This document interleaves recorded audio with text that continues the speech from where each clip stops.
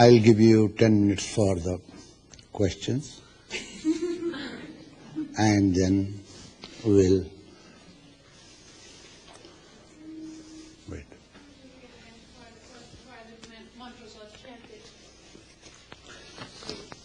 Why mantras are chanted?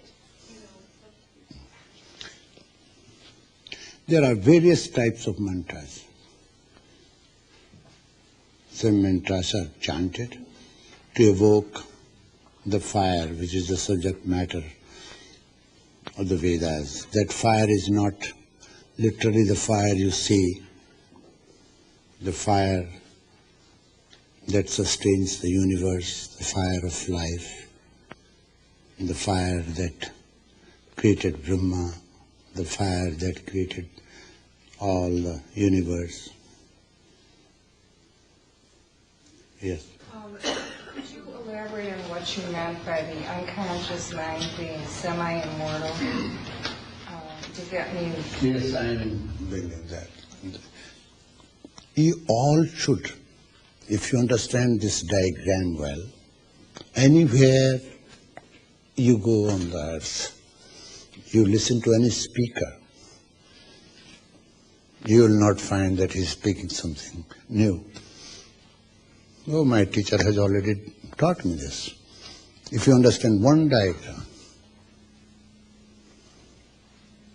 in that diagram, the whole process of evolution, meditation, everything is included. If I explain that diagram fully and systematically, it will take 1 year. So you understand that. I will explain to you while explaining the mantras. Go ahead. Yes, could you please elaborate on the visualization and practice of the 7 tons of fire? 7 tons of fire. I want to give you something which you have not heard before, and something which is considered to be secret of the science of Tantra. Tantra does not mean sex. In the West, everybody thinks Tantra means sex. Tantra means way off. It's a very deep philosophy which was corrupted by the modern person. He didn't understand it. As priests use scriptures for their purpose, the science of Tantra was misused by the modern man. There are 3 schools. The school of Kola, even the most learned people, even in India, do not know which is the chakra where Kola worship is performed. They do not know. Because they have read only books. They have not seen the real ceremony. They have not seen the ceremony. A girl never invites man or her husband to be her house for honeymooning. It's a common sense. Kundalini's home is Swadhisthana Chakra, her own abode.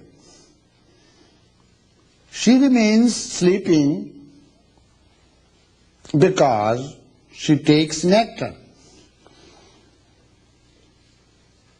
Thus deprives human soul. She nourishes herself in a way that she becomes intoxicated.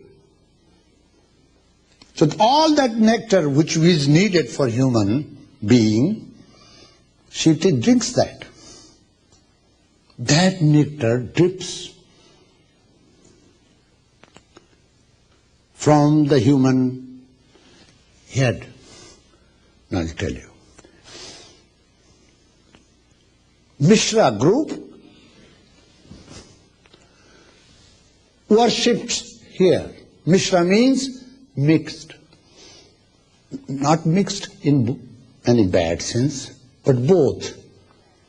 They do worship at Mooladhara and at the same time do worship here, that is called mixed Mishra group. That's why there is a community in India, they are called Mishras among Brahmins. But they do not know why the name Mishra has been used. Actually, their forefathers were great tantrics, worshippers of the Lord Shiva. Shiva means Shakti and Shiva, male and female principle, are inseparably one. Third is, first one, this is second one. First one is Mooladhara. For worldly prosperities, the tantric science says that male and female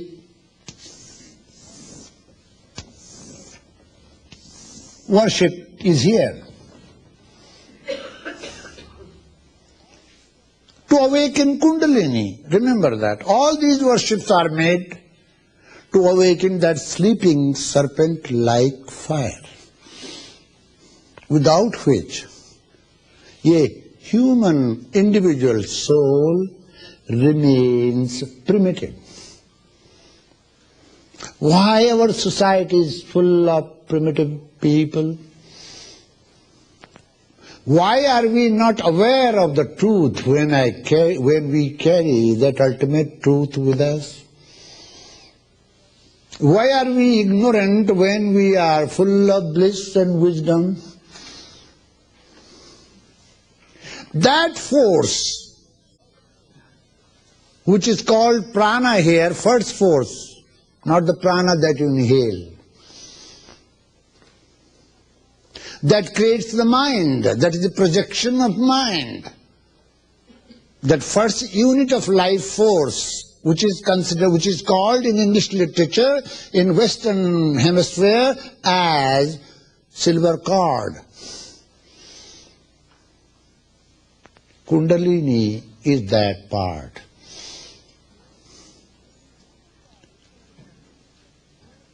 See, in human body, at the lowest chakra, at the root of your spinal column, there is a cavity where that fire remains in a sleeping state.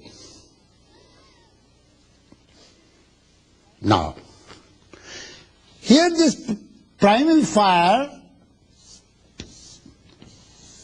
1, 2.5, 2.5 coil,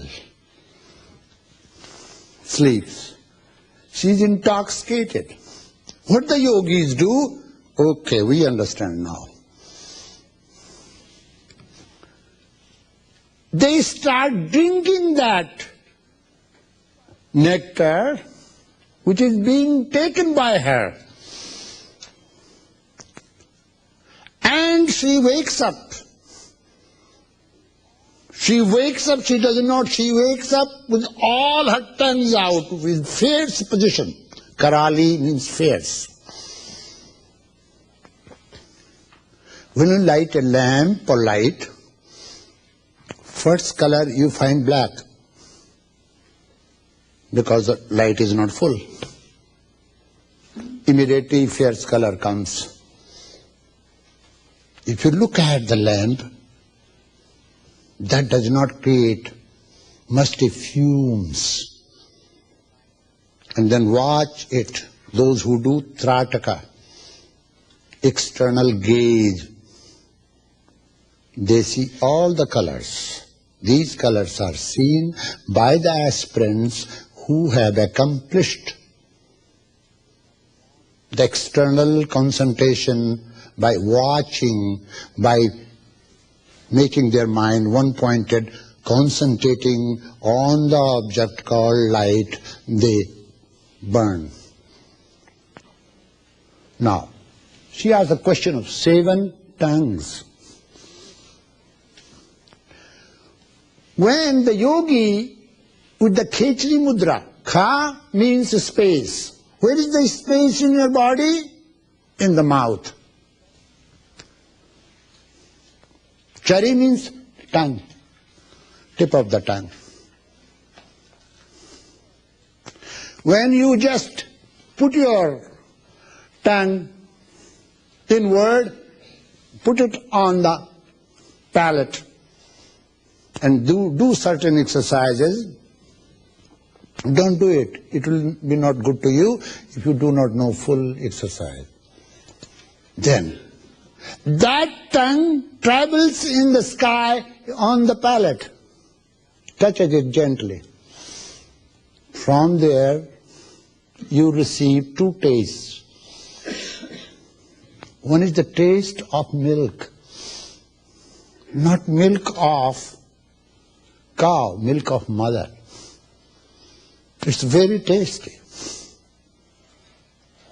Another taste is taste of ghee, clarified butter. It is not your choice which taste you acquire from there. It's the choice of your system, of your body. One is called Amrit Kala, another is called Swalp Kala. So those who receive Amrit Kala, they become like Shankaracharya, very slim, gentle, like a woman, beautiful person. Those who receive another Kala, they get very strong. They can fight with elephant and tiger. You all have heard about Jesus Christ. How strong was he? He was a very strong person. Strong physically and mentally both. A spiritual person and very strong because his mind remains one-pointed. So mental equilibrium and physical tranquility both can do immense things, wonders in the world.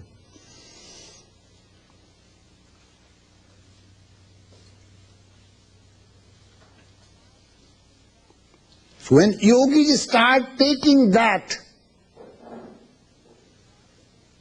nectar which is being taken by the Kundalini, serpent fire like, how does she take? There are three main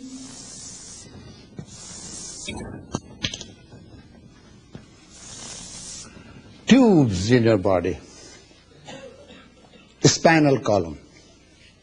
The center is called centralis canalis, and both sides are ganglionated tube according to medical science. You see. Inside the centralis canalis, there is another channel, energy channel, which is called Brahmani Nadi. It's exactly like two inside two, Chitrani and then Brahmani. Inside the physical tube, there are channels, and finest channel is called Brahmani. Brahmani means, if you tap that channel, you can easily go to the Brahman Rundra. That's why it is called Brahmani. This is called.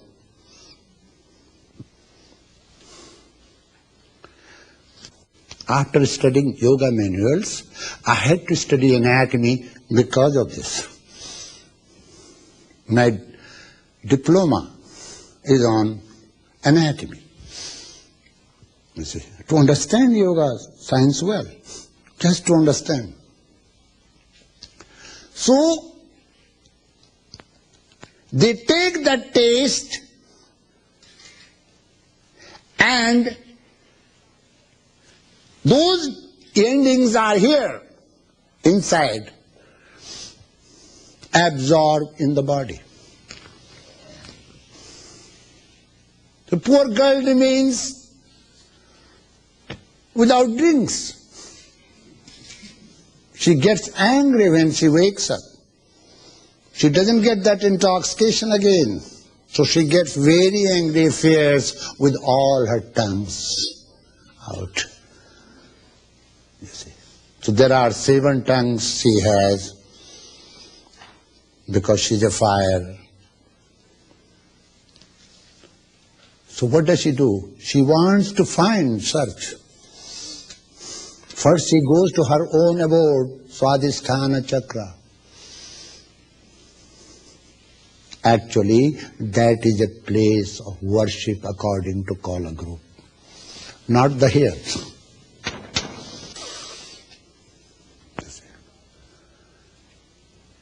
That is why in Saundarya Lady, the wave of bliss and Shankaracharya bypassed the chakra because he was a Swami. The Kala group worships in Swadhisthana because she is prepared to be wedded, then she goes to next Manipur chakra. Now, it's action you are performing when you are evoking fire. And yesterday I told you the action, karma, is definitely inferior to the science of Brahman knowledge. Karma leads you to 4 stages. Creation, modification. Creation like you bring a piece of wood, make a table out of it. Modification. You do modification of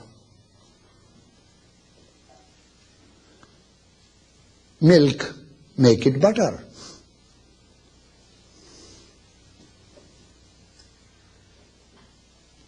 Third thing what you do, journey.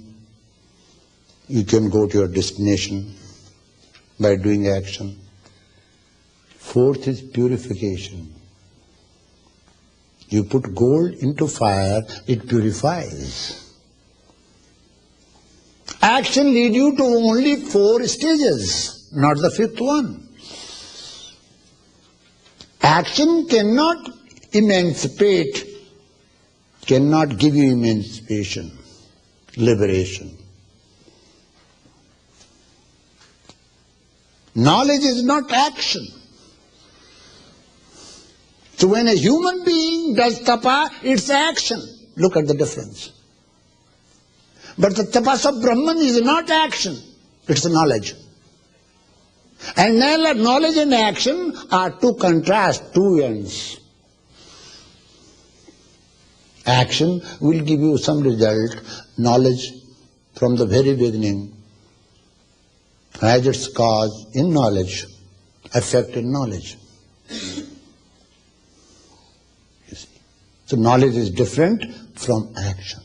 There is no such action which leads you to Brahman, O human being, O friend of friends, O lover of the Atman and Brahman. There is no such action, there is no such ceremony that leads you to Brahman. Then why these actions are performed? Because we human beings cannot live without performing the actions. And I said there are 3 categories of the actions.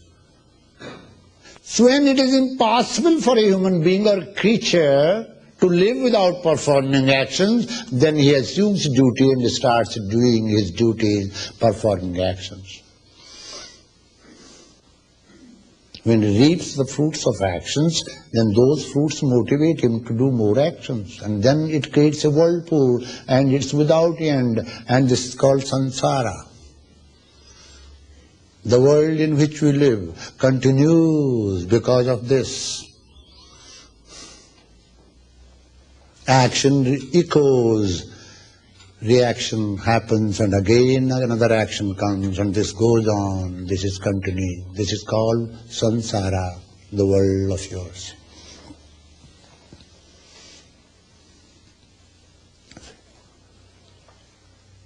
So remember, no action will lead you to.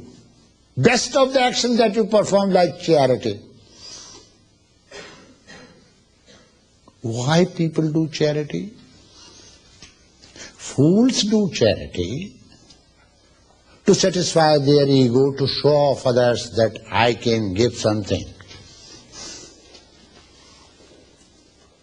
Or if they build a temple or hospital or something, they will put a big plate. Swami Rama has built such and such hospital. When they wanted to put my name, I said, stop doing that. I will be beaten up. By my tradition, yes. I am not meant to have that. So there should not be any plate or any name on the hospital of Swami Rama. Even best of your actions, which is called selfless action, has no power to lead you to highest. Why do you do? Why it is called best of actions? Because you are caught not by actions, you are caught by the fruits of actions you receive therein. You hoard, get attached to that heap of fruits you have received.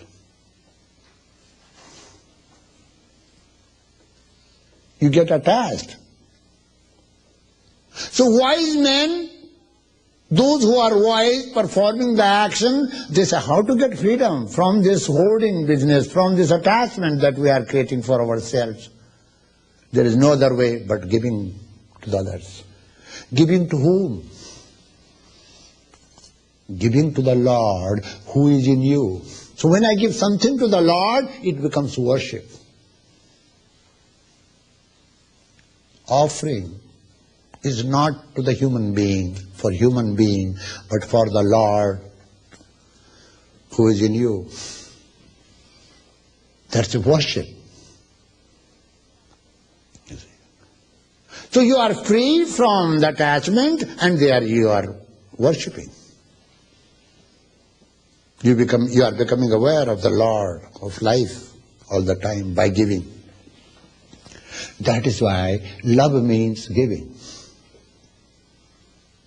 With devotion, you give. That's called love. You know the word bhakti. Bhakti has done very bad something. Women often do such things. You have not understood this joke so yet. Bhakti has compromised with mukti. Mukti means liberation. They postpone the idea of mukti. We are satisfied with the Saguna Brahman. The Brahman with attributes. Personal God. We like to worship, we need something personal. We like to worship personal God. There is nothing to worship. We cannot see, we cannot visualize, we cannot understand, we cannot touch. How it is possible for us to adore, to revere, to love?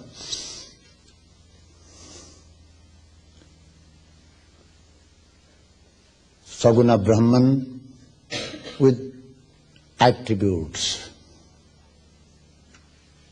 As I have a home and I am the owner of the home, there is the owner and proprietor of this whole universe, and he is Saguna Brahman, Hiranyagarbha.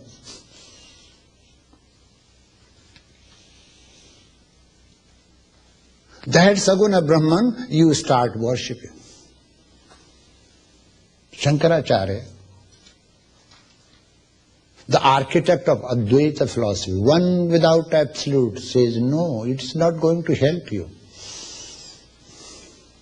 You are free from the bondages of karma by donating, by doing charities, but the highest of all the actions you can do, but it will not lead you to Brahman. Because no action has capacity to lead you to Brahman, final goal, truth. It's a truth, but it's not absolute truth. It's a truth that is used in relative world, but it's not the absolute truth.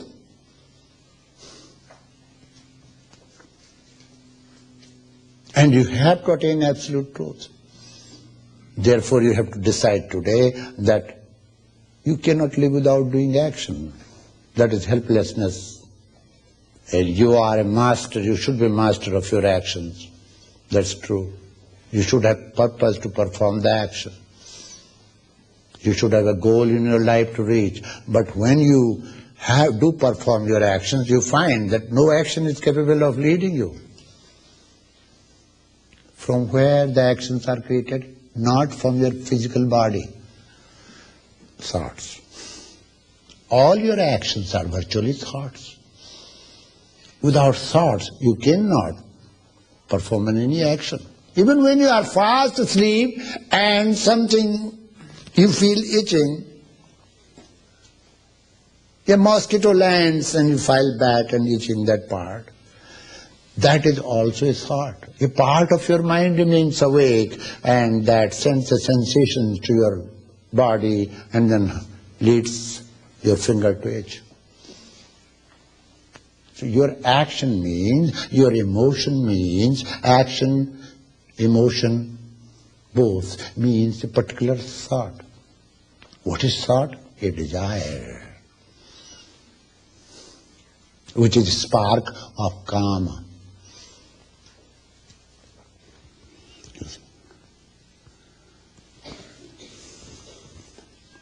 Why? Why this particular, you see, there are many yajnas done. Yogi does it to attain soma. That subject is coming. Soma yajna Soma ceremony was very famous. There is one cactus which is found at the height of 7,000 feet in the Himalayas that is considered to be the best for soma sacrifice. So they extract the juice of that cactus and that is called soma. So much research has been done on the word soma. In the monasteries, they don't distill wines there. But some, very few know what soma is.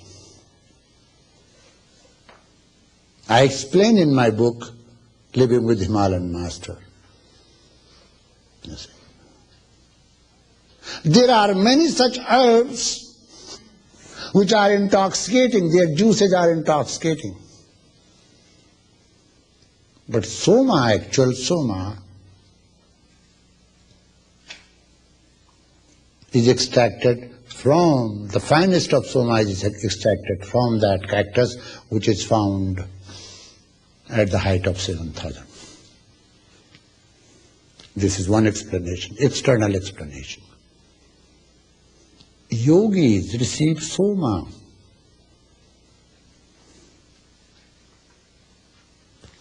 because of the soma. She is intoxicated. That's why yogis drink that soma, and she, with all her fears, anxiety, I am not getting drinks, she wakes up, pushes herself through the finest tube, piercing all the centers, and finally goes here. And that's called awakening of Kundalini. Yogi is prepared because he knows some people accidentally come in touch, and when it awakens, it hurts. So this is very scientific method of awakening the sleeping energy, static energy, dormant energy, primal force, that which is in the reservoir in human body. Many of you have that, little bit. Sometimes she awakens, you become very creative. You start making poems. You start dancing very well. Artists do come in touch with that. Writers, artists, speakers, doctors, anybody who is above than average is because of the effect of Kundalini. It's energy. It's not like dumb energy like electricity. It's energy with brilliance, intelligence, wisdom.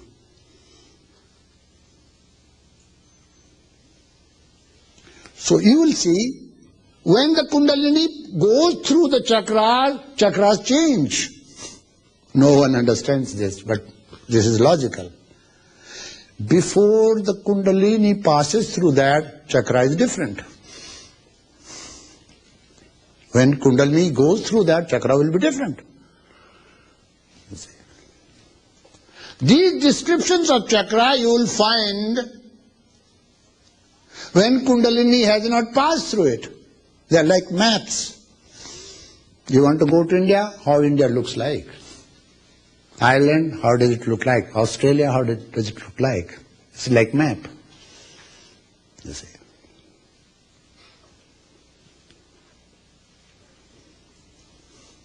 So someone worship here, one group. This group, up to here, is called Rudra Khanda. There are 3 spheres.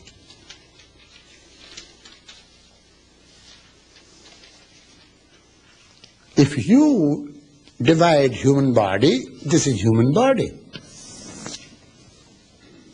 Brahma Khanda, Vishnu Khanda, or Rudra Khanda. In Brahma Khanda, this comes in Brahma Khanda, only this chakra from here to here. Ajna chakra, there are many other chakra, Guru chakra, there is a tunnel here which is called Brahmar Guha, and then by piercing the pearl of wisdom, you go to Brahmanandra. Dropping your body, going through this chakra is considered to be highest. Another, this and this Vishnu chakra, Vishnu Khanda. Swadhisthana, no. This chakra is called Vishuddha chakra and Anahat chakra. And 3 chakras in Rudra Khanda. Call as know the worship. Right, up to this. Another group does worship here. But highest group is called Samaya. I am with you. When you feel presence of the Lord all the time, what do? Lord is with me, I am with the Lord, Lord is with me. There are 3 stages. I exist and Lord exists, you become aware of this. Another step is, I am with the Lord and Lord is with me. I am thine and thou art mine. But that's not perfect stage. Jesus Christ said, I and my Father are one. That's the last stage. That's the state of self-realization. Why did he say to this? Whom? To his students he said, I and my Father are one. Because he was explaining this. So when you have gone through 3 states systematically, finally you realize, I and my Father are one. That is self-realization, self of all. When you don't have body consciousness, mental consciousness, pranic consciousness, ego consciousness, your consciousness is consciousness of the Brahman. That's called self-realization. No.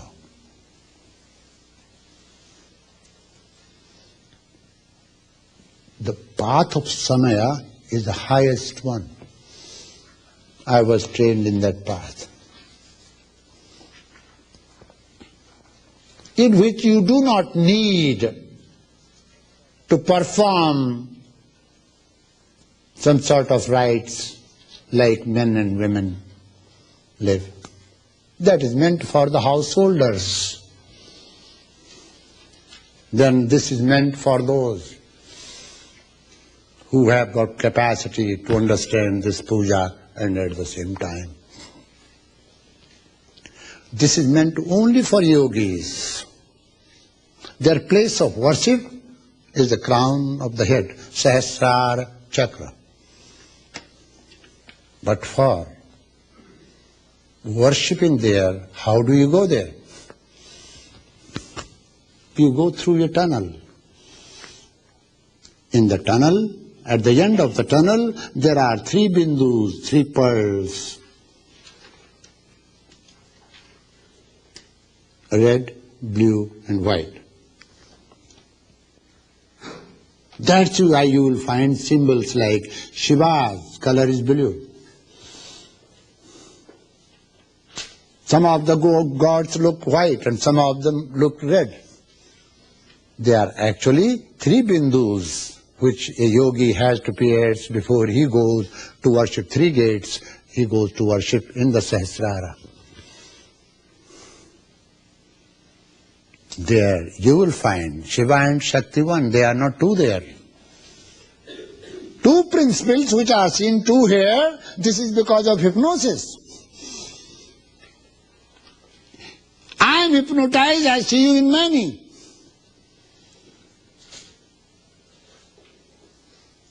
If I come out of hypnosis, I will see only one reality everywhere. It's within and without. If you are, as long as you are hypnotized, you see many. When you are in real senses, you realize that you will see only one. Now, who is showing you this manyness? I will tell you, Maya. Now, what is that Maya? It means Maya is more powerful than your soul or than Brahman? No, that's not true. The word Maya, when time is over, let me know, huh? Well.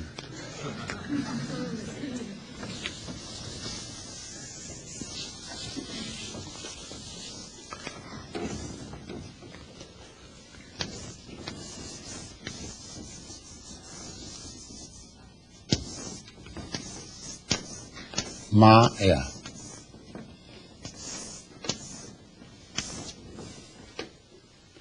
Ma means no,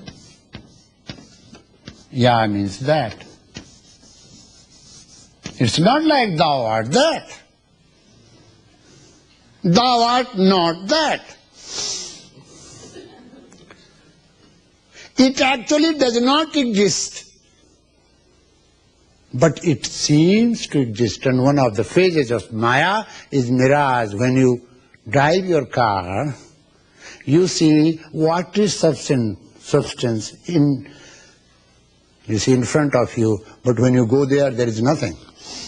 Mirage. One of the phases of Maya. You think that you live in the world, and this world is real? I can promise, and I tell you, if we discuss, I will convince you this world is not real. This is unreal world. Why is it unreal? Because it does not stay as it is forever. It changes. And that which changes cannot be called real. Then, the so-called world is full of names and forms, and names and forms change. If the form is changed, the name is changed. When there is wood, you don't call it table. Same wood is made into table, you call it table, because form has changed. When forms and names change, that cannot be called real. There is only one point for calling it real. Because its origin is real, so it should be real. It has come from the truth. How truth can create something untruth, how real can create something untruth, how unreal can come from the real. This is the point. Only one point.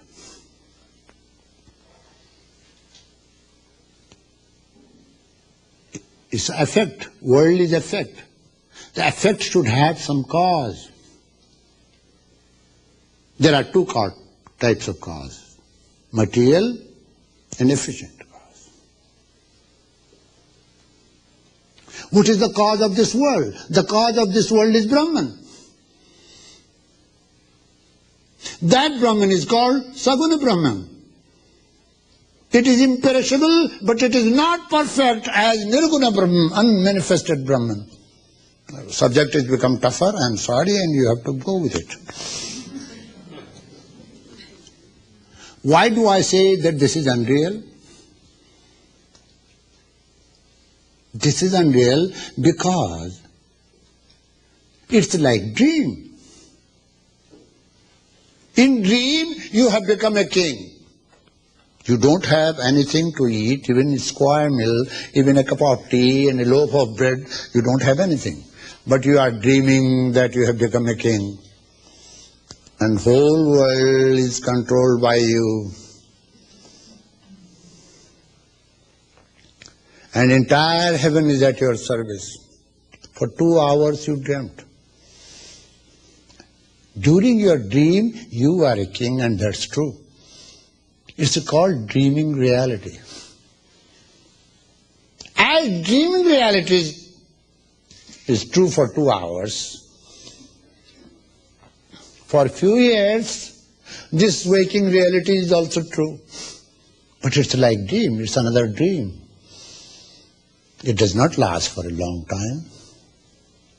Truth means that which exists forever and ever without any change, decay and death. That is called truth.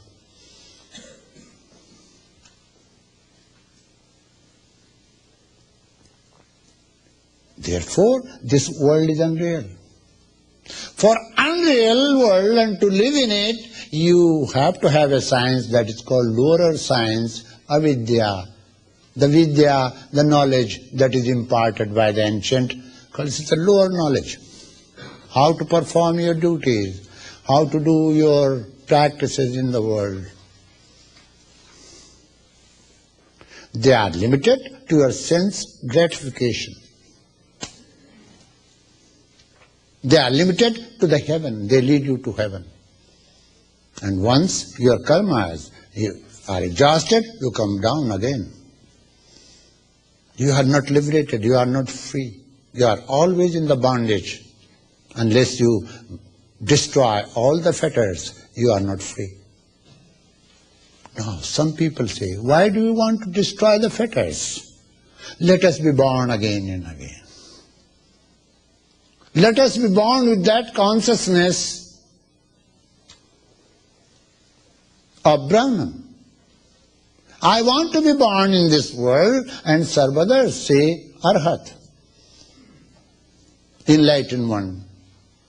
He is enlightened one, but he wants to come back and he is willing to come back, and he comes back with all his consciousness to the world to serve others. For him there is no work to be done. He is not in the bondage of death and birth, but he comes to serve others, to help others, to guide others. The light of the sun is not in the bondage of the world. And because of that light we see. They come like lights, devas, to this world, show the path and go away. One category of enlightened people.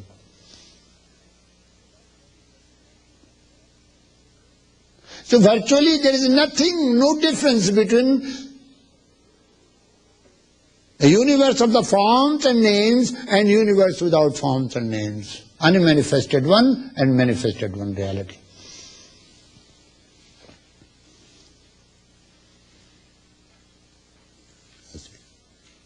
Now, the scriptures we start.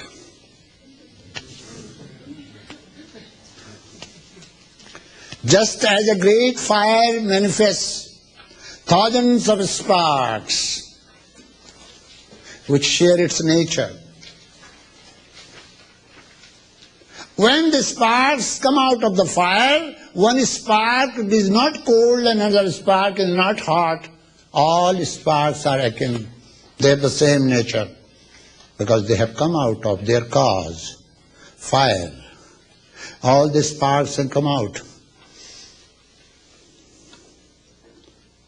So the manifold world evolves from the indestructible and is absorbed back into it again. As the sparks come out of the fire and again go back.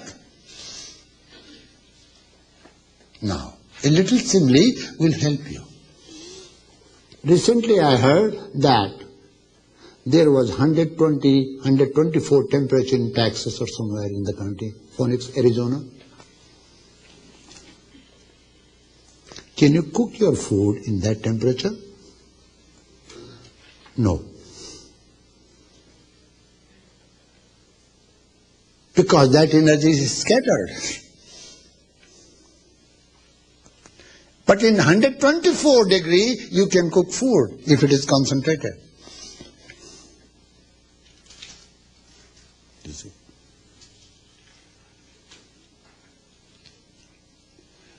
There is heat in the atmosphere. Can you cook your food in that heat? No.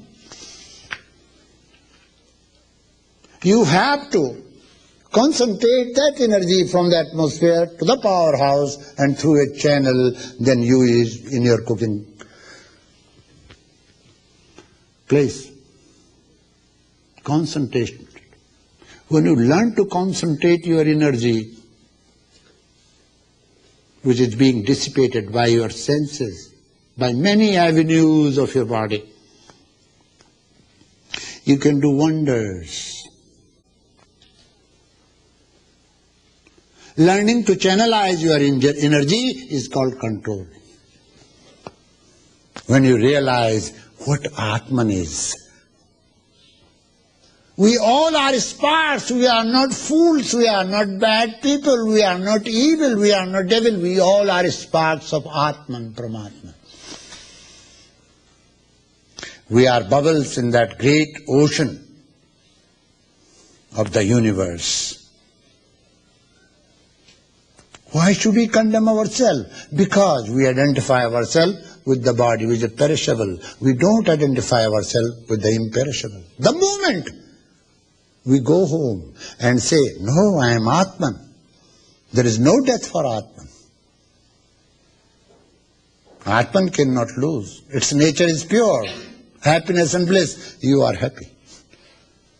But when you identify yourself with the external, that which is constantly changing, fastly fleeting, then you get sad.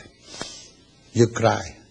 You get attached to the imperishable, forgetting your true nature. Now, here comes a word, Purusha. Purusha, the supreme consciousness. What do you mean by Purusha? This word means, Pur means city, Sa means sleeping. One who is sleeping in the city of life is called Purusha. Another name of Atman is Purusha. Deeply buried in the tomb of your body is your soul, the jewel. You have to gently, without destroying the tomb, dig, and without hurting any part of yourself, dig out the jewel that is called Atma.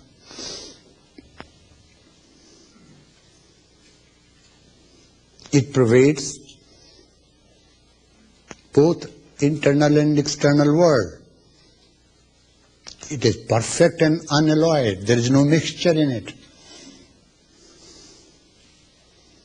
And transcends even unmanifest primal, primordial nature, Prakriti.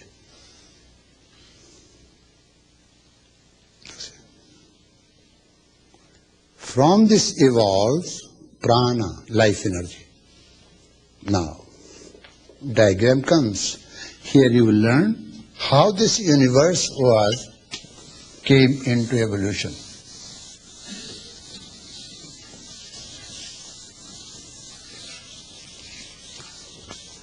If you say, Swamiji, how did you learn all this?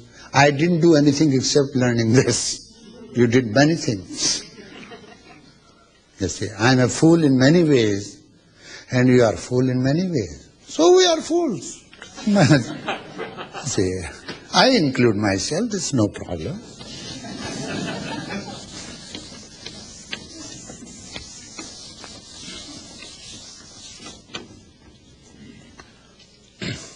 In the vast universe of the bliss is a great joy, inexplicable joy. If there is a movement, and that is Satyam Shivam Sundaram, that the waves are in that great bliss, that universe, that ocean of the bliss. One wave is truth, another is beauty, another is Ananda, bliss. The silent movement is going on there. From there arises a bubble that is called spark or Atma. You see, your Atma, individual soul. It is not individual, it becomes individual, it is not individual as yet. It is in the ocean, so it is not individual. It is ocean. It becomes individual when this light, prana, its actual prana, the life force, comes forward, creates mind, unconscious mind.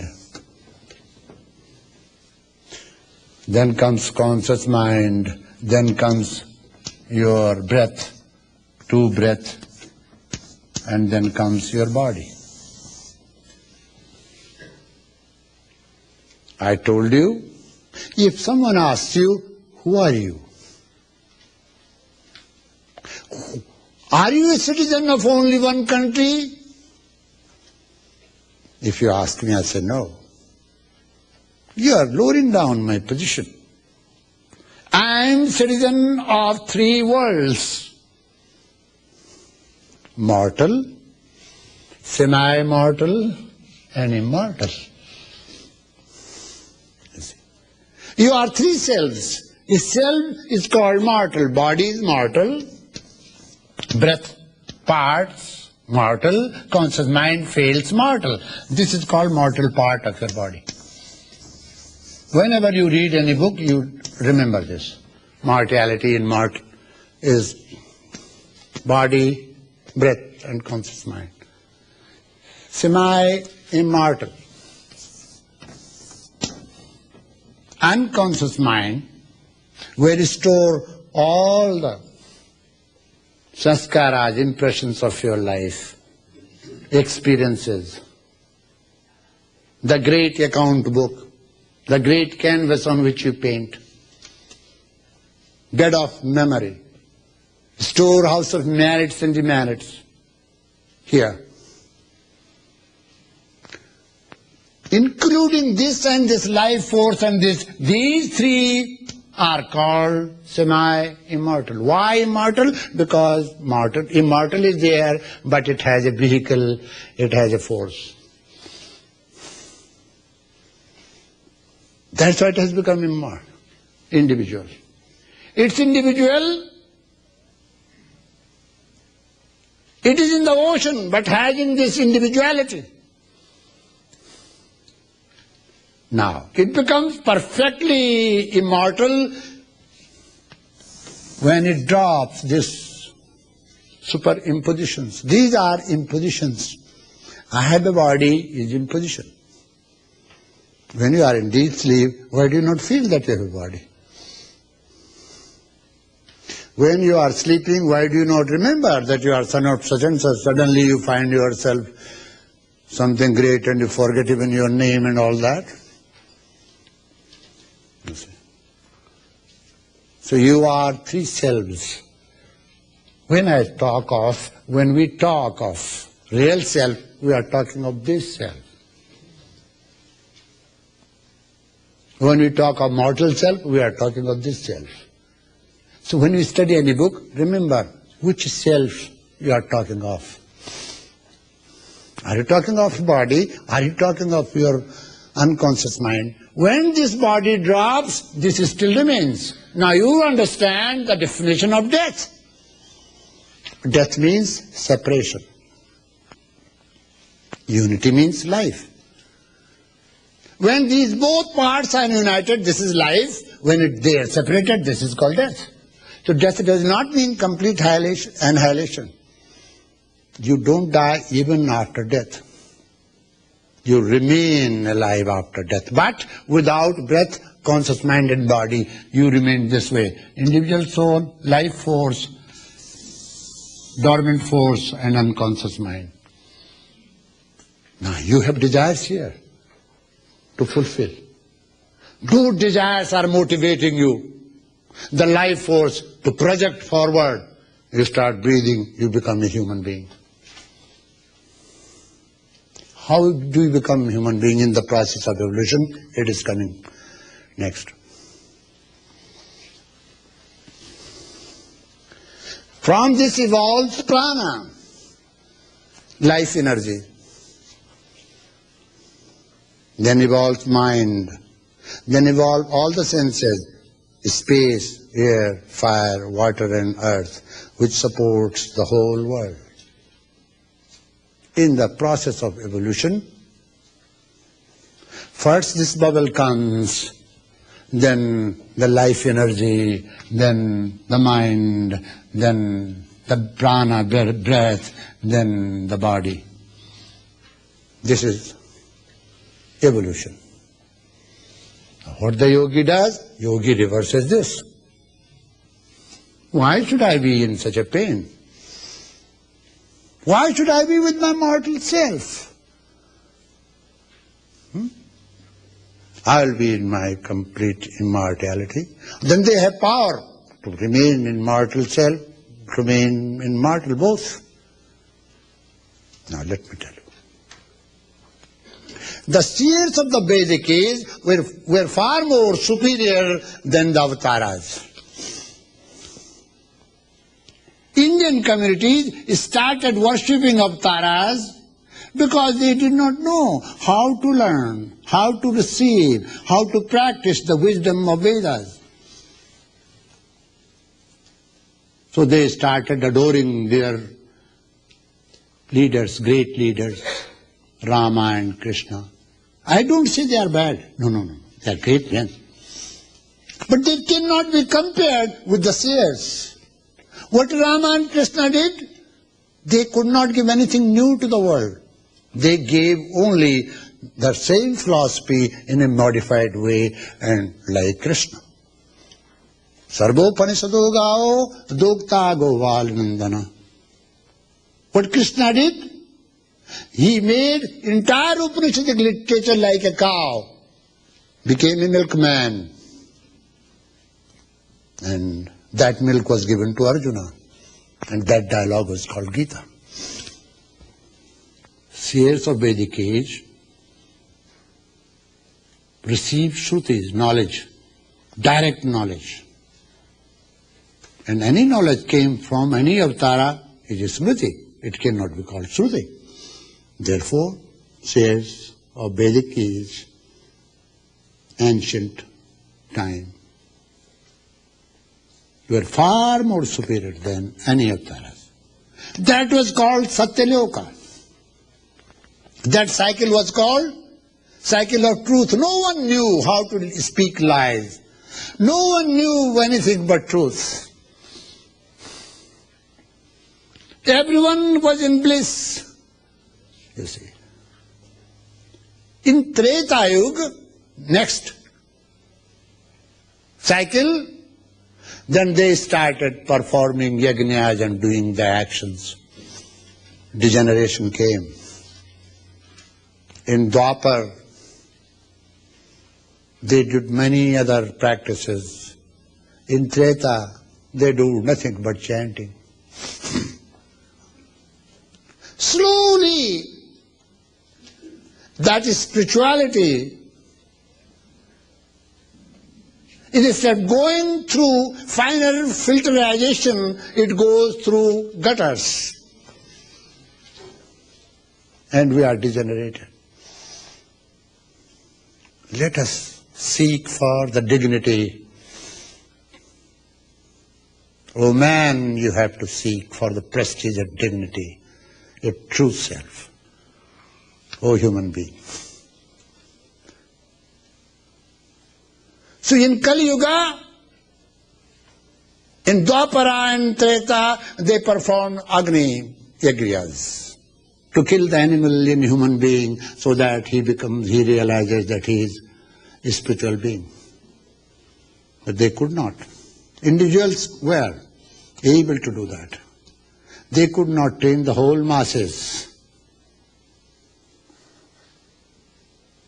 Fortunate few were realized, were wise, but they could not attain the absolute reality. In Kali Yuga, where a human being is scattered,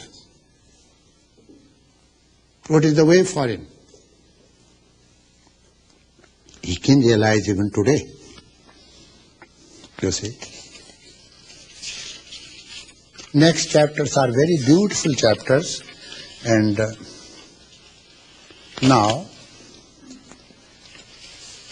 there was one sage, a great sage of our times. There are two great sages like Kabir Das ji and Sri Nanak Dev ji. They both said something about the universe and the Lord. How do we say that Lord of the universe is inexplicable? He says, Saat samudra ki matsya karo. All 7 sevens I use as the ink. Lekhan sab ban raay. And all the woods in the world, I use it as my pen. Dharti mein kagad karo. Entire earth, I use it as paper. Har gun likha na jaye. I cannot write. All the ink will be exhausted, all the paper will be completed, but I cannot complete praising the Lord. How great the Lord is. The bhaktas lost over the Lord of the Lord talk about the Lord of life like this. Here, to inspire the student and aspirant, say, fire is the head.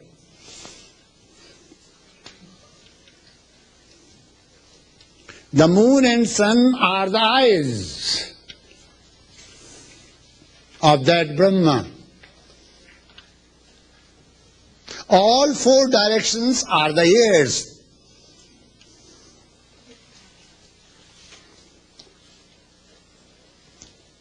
What did he speak? All Vedas, all the knowledge containing in the Vedic literature is his speech.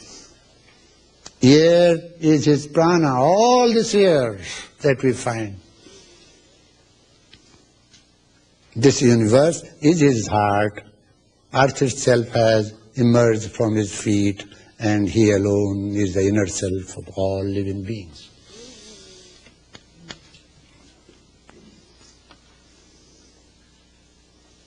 having the sun as now. First, it describes about the universe. Now, the share of the Upanishad describes about our world. Our world means our solar system. Having the sun as its source of energy. Today, still the science is primitive. Upanishads thousands of years ago said, sun is the source of energy. Why are they not tapping that energy? They go to Middle East for the energy, fuel. You see. Solar energy is considered to be the real source. If there is no sun, there will be no energy anywhere.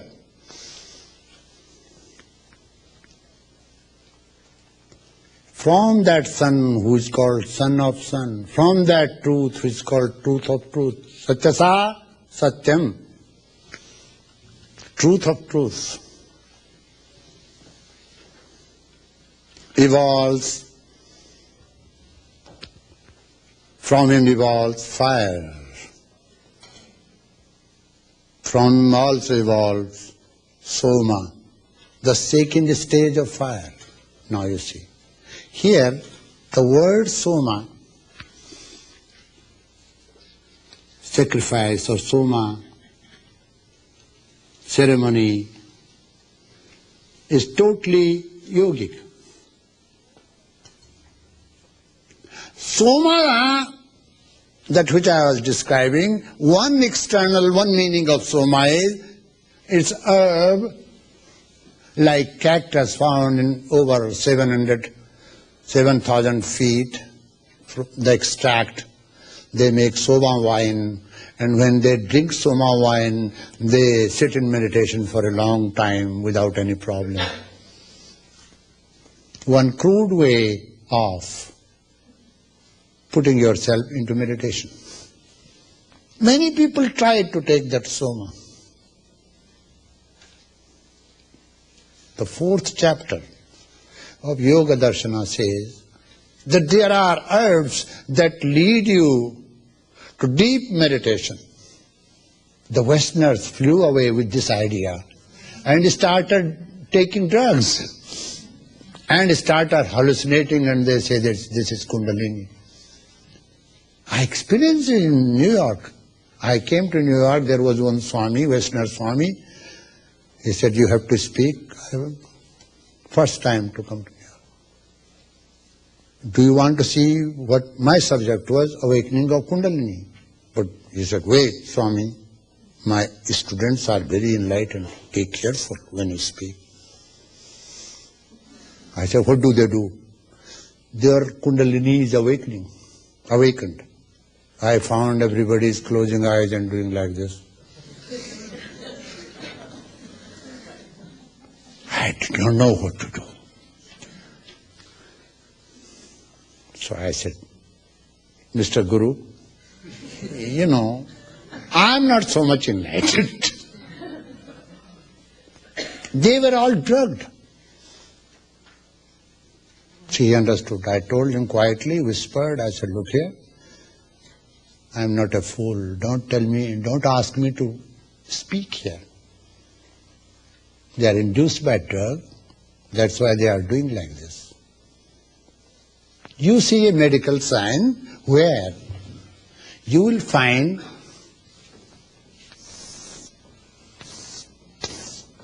like this.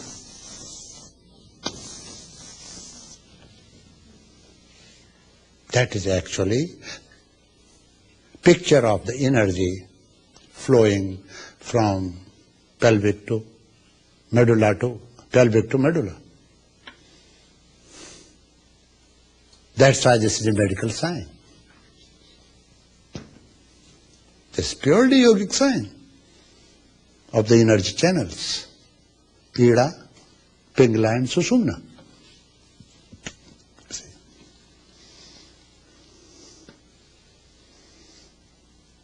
When we come to know how to use the soma, which is subordinate to the universal fire. That fire is not the mere fire, fire of knowledge. Have you seen a Swami wearing outer robe?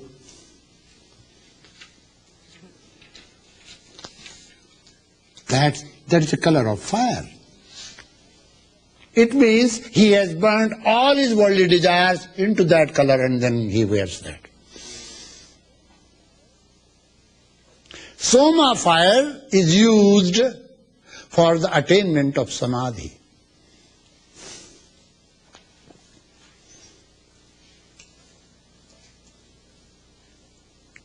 This happens when you constantly light a fire in your Manipura and give prana ahuti all the time. You attain samadhi, the state of samadhi. Where? What is samadhi? Samadhi is a state which converts, it's like alchemy, which converts a human being into sage. A fool becomes a sage. That is samadhi.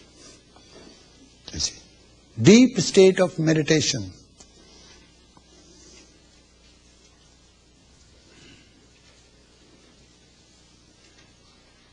From soma comes rain. You see. Now, I was talking to you about the nectar that drips. It has come from the source called soma, according to yogic science. But in the external world, this rains that you find comes from the soma. Means there are clouds which rain. You see. Anybody who has read yogic manuals, they say, Dharma Megha Samadhi. As pilot goes, attains the height, he meets clouds, they are called black clouds, very dangerous. Sometimes black clouds are so heavily laden with the water, so heavily they can even break the wings. If pilot is not, navigator is not intelligent, he might meet accident because of the pilot. When pilot meets, pilot is not afraid of anything in the sky but of the black clouds. The yogi is not afraid of anything in deep meditation, but at final state he meets dharma megha, which leads him, which finally takes him. After going through that, it rains. He has to go through that. Torrents of rains, thundering cloud, rain, and then he goes beyond and attains samadhi. Just as a man plants a seed in a woman and thus life ensues, so with the aid of Purusha do numberless beings evolve from Prakriti. Now, we often say, there is a controversy. When life enters into a womb, I told you there is heat all over. Life is all over. Life is already there. But it is in unmanifested form. So you cannot kill life in unmanifested form. Do you have a weapon to kill the heat that you have in the atmosphere? But when this atmospheric energy is brought into one place in a powerhouse, then it is used in a particular form, air conditioner, heater. You can break the heater and air conditioner. Nothing happens to the life. Life goes to life. The moment sperm is received by ova, that moment is the moment of real birth. Life is already there. You see. Therefore, ancients knew how to discipline themselves. Wife and husband would meet only occasionally to bring the child to the world.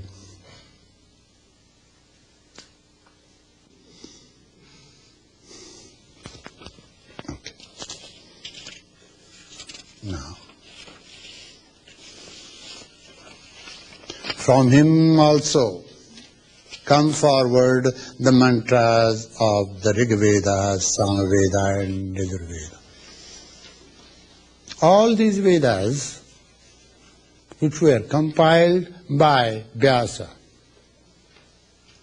Now same Vyasa was author of Mahabharata. That's why Westerners are confused. They say Vedas are not so old, they are only 24,000 BC, 2400 BC. How do you say that they are ancient scriptures?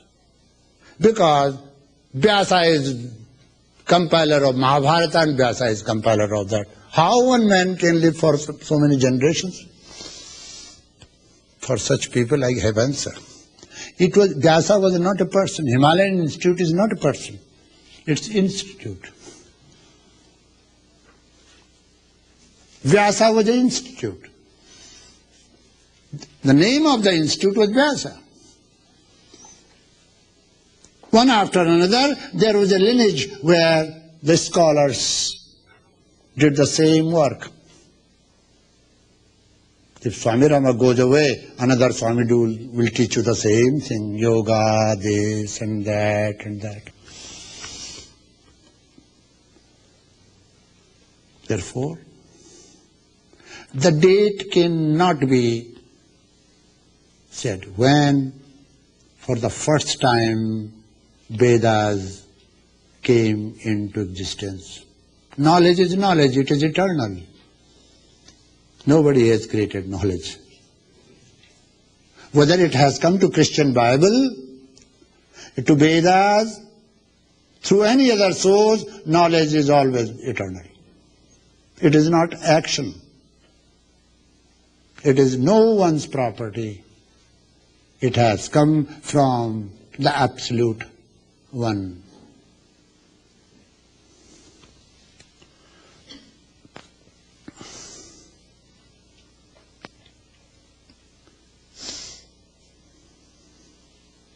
The concept of making fire, giving offerings, has come from him, from the knowledge. From him also develops the unit of time, year, month, and the aspirants who strive to perform rituals as well as the whole world which is purified, illuminated, are sustained by Soma and Surya. Surya is sun, Soma is that power which is little bit lower than sun, but the great power of powers, and yogis enjoy that. From him evolved manifold celestial beings are here. Are you and me having bodies can be called celestial beings? No, we are called human beings. Do they sometimes relate and communicate with the human beings? Possible. Those human beings have knowledge of going to higher state in meditation or with some worship ceremony, they communicate with them. So there are celestial beings also. which cannot be communicated by everyone. Christian religion, Islam, all religions believe in that. All scriptures say there are celestial beings.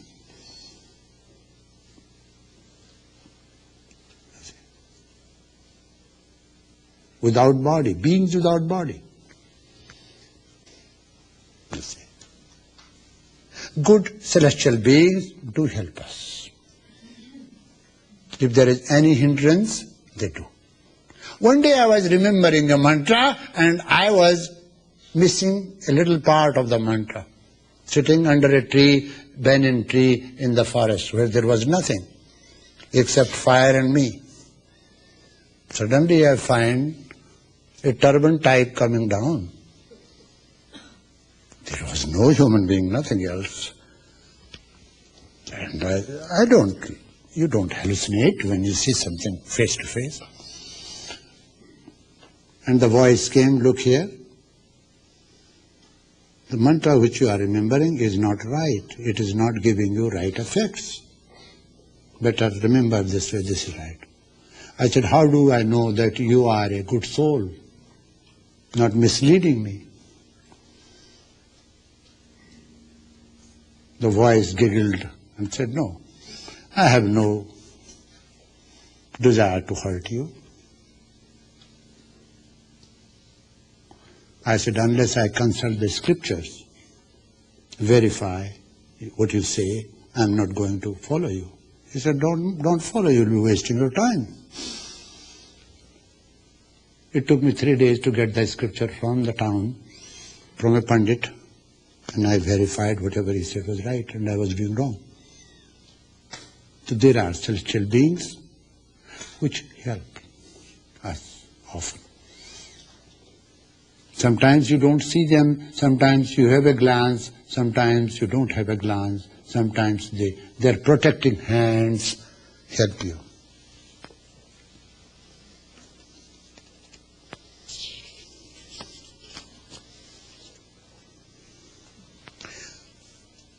Many kingdoms, the kingdom of rocks, animal, birds, all that, from the same source have appeared.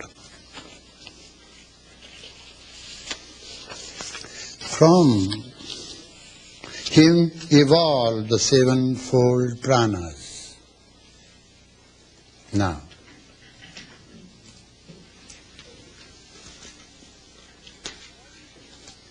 according to yoga manuals, there are 72,000 nadis, channels, energy channels. But the vehicles which are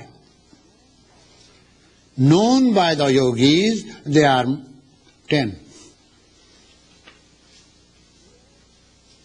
Here he says, the share of the Mundaka Upanishad says, sevenfold pranas. He's not talking about the breath. The breath is not prana. Breath is like a horse and the rider is called prana. Someone is riding the breath, using it as a horse, and that's why it is leading to different parts of my system. It is something living. Who is directing the prana? Otherwise this dead air which blows from one part to another cannot do anything. So prana is something very living, at the same time brilliant and with full of intelligence. This sevenfold pranas is this. This is sevenfold. This Shakti, which is capable of projecting the power of the individual soul, that's why it becomes individual, is sevenfolded. Not the prana here.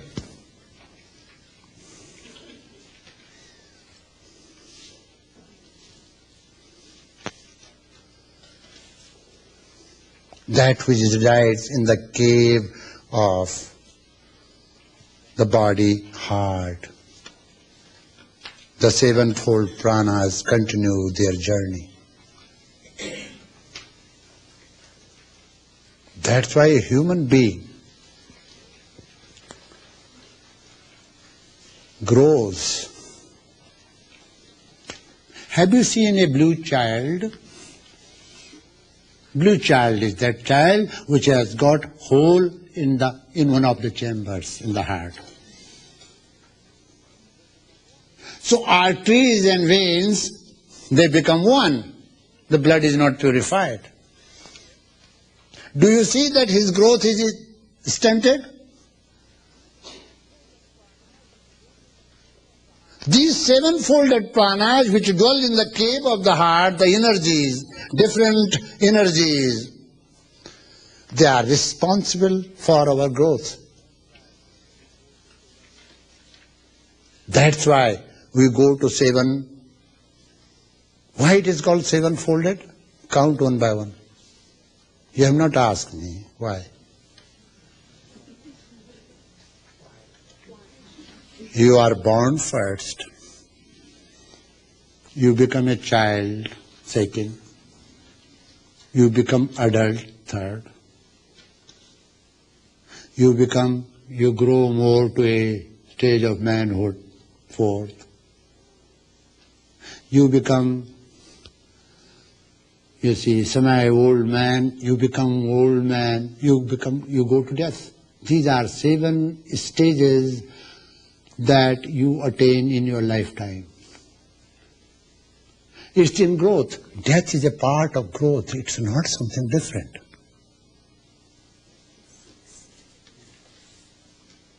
See?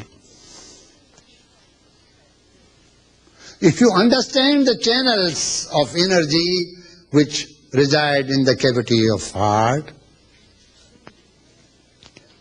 then you will know.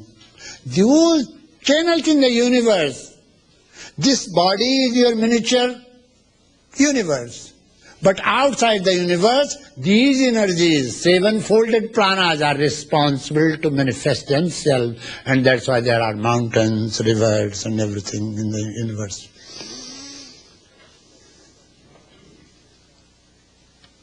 The essence of all is Purusha consciousness. What is the essence? What is the cause? That sleeping splendor, that sleeping consciousness within us, seed. Now, if you have a seed in your body and I say, my dear student, believe me, I am holding a tree, you'll say, something has happened to our teacher, he's crazy. But actually it's true that there is a tree in it, you are not seeing. The seed contains a tree, even flowers and fruits. So if I tell you, I have fruits in my hand and I have a little seed, I am also right and you are also right. I am right because if you allow this seed to grow, it will become a tree, the seed will break and there will come a tree. There is energy inside, power inside, which has got 2 power. To throw roots to the ground, to grow upwards.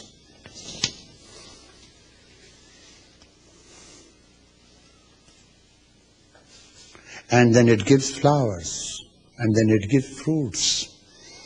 So I'm not wrong. All the gems, all the essence is in the seed. That seed contains everything.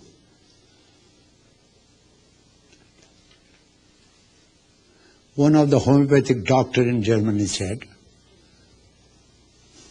someone told him, what a foolish thing have you done after doing MD and your surgery, you became homeopath?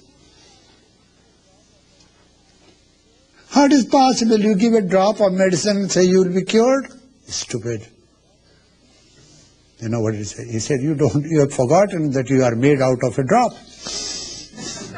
You don't need more than a drop. When we go to the essence It's Purusha is the essence, that sleeping, dormant power is essence in us. That is very essence. And once we allow it to grow, awaken, then we can do wonders in the world. He who knows Purusha residing in the cave of the heart, which is situated between the two, where upper hemisphere and lower hemisphere meet, his knot of ignorance is destroyed. When in this lifetime, you can do it in this lifetime. Destroy that knot of ignorance which gives you fear, which creates bondage for you, which gives you many fears, depressions, pains, miseries. You can be liberated here by that. This is today's lesson.